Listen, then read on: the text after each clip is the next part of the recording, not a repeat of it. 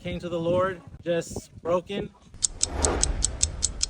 Shalom, shalom. I'm Scott, and this is my friend Adam Rojas, and he's going to share his Messianic Minute. So my name is Adam Rojas. I've been a believer for probably about 20 plus years now. I'm 43 years old. I came to the Lord just broken and plugged in with Him.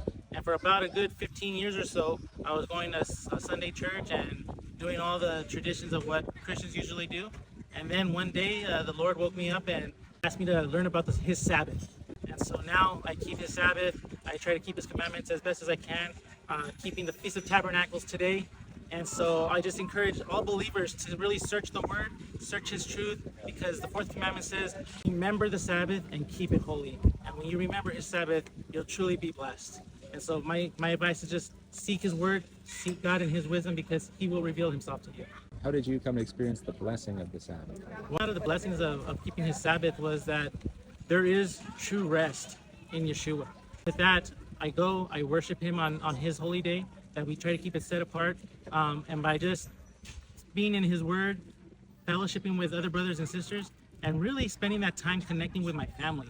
Throughout the week, we're busy. Work, kids, school, whatever it is, we're busy. And the Creator of heaven and earth tells us to take a day of rest, to worship Him. And it's not just any day that I can make it. It's because He tells us the seventh day, set it apart and keep it holy. And when we do that, we can find rest in our Creator, we can find rest in Yeshua, and then we can just have fellowship and just be blessed with our family. And that's what I've experienced throughout keeping the Sabbath now for probably about 10 plus years now. When we read the Word, it says the seventh day, especially in creation. Let's start in Genesis.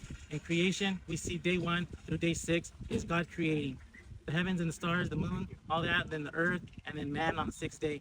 But then we have the 7th day, which He took and set it apart, and He kept it holy. That's what holy means, is to set apart. So when God has this one day that He set apart just for His creation, then we should wonder, why does God want that? Because we never read anywhere in Scripture that God said that we should remember the Sabbath and keep it holy only until Yeshua dies on the cross. No, we see even Yeshua and the disciples, even throughout the New Testament, keeping the Sabbath and keeping it holy, setting it apart, because that's what God commands of us to do.